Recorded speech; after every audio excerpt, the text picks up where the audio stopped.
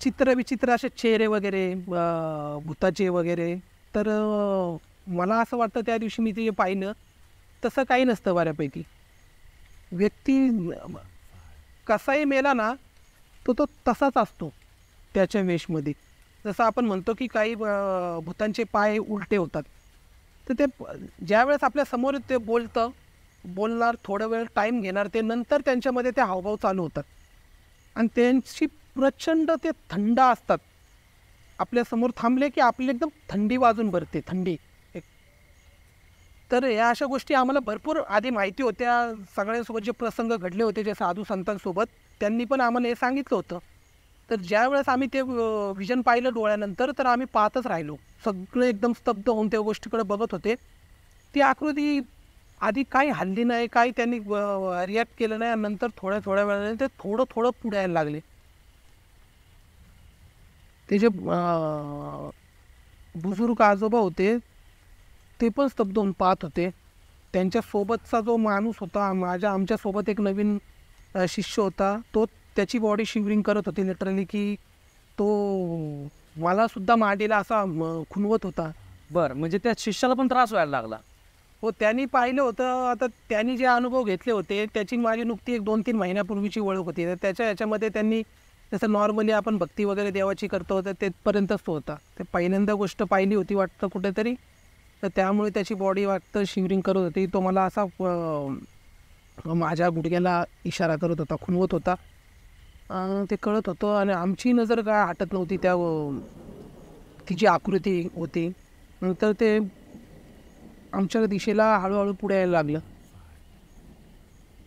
तर आम्ही सगळे आजोबांकडे पण पाहत होतो. आजोबा पाहत आहेत आणि त्यांनी आम्हाला आधीच सांगितलं होतं की इथून जायचं नाही आहे, जागा सोडून जायचं नाही. त्यामुळे आम्ही पण बसलो होतो, जे होईल ते पाहता येईल म्हणून. आणि नंतर मग ते आमच्या दिशेने अजून फास्ट यायला लागलं.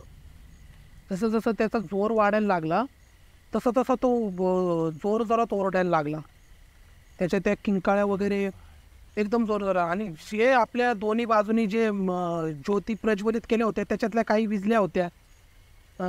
वारा वगैरे येत होता. आमच्या समोर ज्या ठेवल्या होत्या त्या पण ते दिवे वगैरे नाही का फडफडत होते आणि त्याच्यामध्ये त्याचे ज्या किंकाऱ्या होत्या, त्याचं जे ओरडणं होतं त्याच्याने ती वेगळी मनामध्ये नाही एक भीती उत्पन्न झाली होती की काय आहे. आणि याच्या आधी कधी पाहिलं नव्हतं.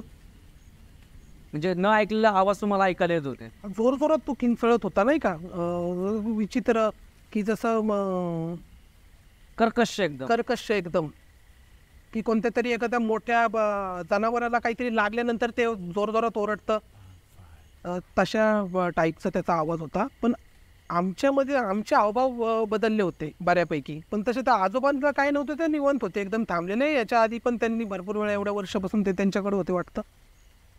आणि मग त्यांनी जसा जसा त्याच्या पायाचा जोर वाढवला आणि जसा जसा पळत पळत येत होता आमच्या दिशेला आणि मग उजव्या बाजूस निघून गेला.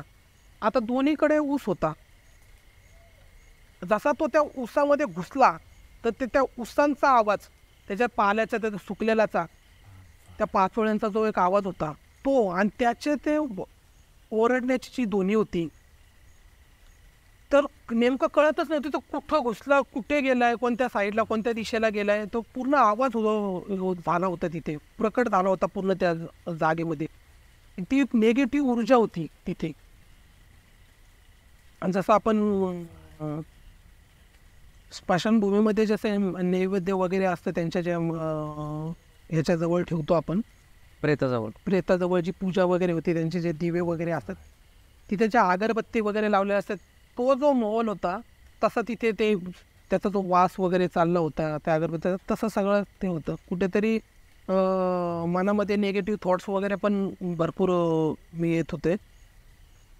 आणि मग तो उजव्या बाजूला गेला आणि पुन्हा दुसऱ्या त्या साईडच्या दिशेला बाहेर निघत होता, परत मग डाव्या बाजूस घुसत होता. असं तो तिथे पळत होता लिटरली. म्हणजे जप जप जप जप त्या आकृती जात होते आणि आवाज पण घुमत होता. हो, घुमत होता तिथं. आणि प्रचंड अशी नेगेटिव्ह एनर्जी तिथे भासत होती. आणि मग त्याच्यानंतर त्याच्यामध्ये गोष्ट अशी म्हणजे जी आम्ही पाहिली की ते जिथं आम्ही चालत चालत आलो होतो तिथं येणं एवढं अवघड होतं त्या जागी, त्या वावरामध्ये बरोबर नांगरणी झाली होती. बरोबर, कारण की ढेकळं होते, ढेकळातनं चालायलाच पॉसिबल होत. बरोबर बरोबर अगदी बरोबर. तर तिथनं तो पळत होता जसं आपण एकदम असं प्लेन रोडवरती जसं पळतो त्या स्पीडने तो पळत होता आणि त्याचा तो आवाज. आणि आता तुम्ही म्हणताल की एवढ्या अंधारामध्ये ती आकृती नग्न होती हे आम्हाला कसं कळलं, तर त्याच्या आधी ते जे आजोबा होते त्यांनी आम्हाला सांगितलं होतं की ज्या वेळेस ते प्रकट होतं तर त्यांच्यावरती त्या प्रेतावरती कुठले कपडे वगैरे काही नसतात. तो जसा त्या पाण्यामध्ये त्यांनी जसं तो मेला होता त्याचा जसा अंत झाला होता तो तो तसाच ॲज इट इज होता. फक्त त्याच्या शरीरावर कुठे काही कपडे नव्हते, कारण की ते ज्या वेळेस ती क्रिया करत होते आधी त्यावेळेस ते त्यांच्या घरामध्ये त्याला ते प्रकट करत होते त्यांची सगळी, आणि त्यांची जी काही कार्य असतील ते त्याच्यावरनं ते करत होते. त्यांनी ती काही गोष्ट आम्हाला सांगितली नव्हती.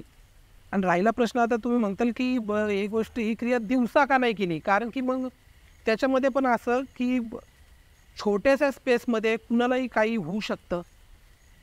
त्या दुसरा दृष्टिकोन असा की दिवसा कसं करणार ना एवढ्या लोकांमध्ये पूजा वगैरे, त्यामुळे ती पौर्णिमाची रात्र डिसाईड केलेली होती. आणि मग तो पळत होता एकदम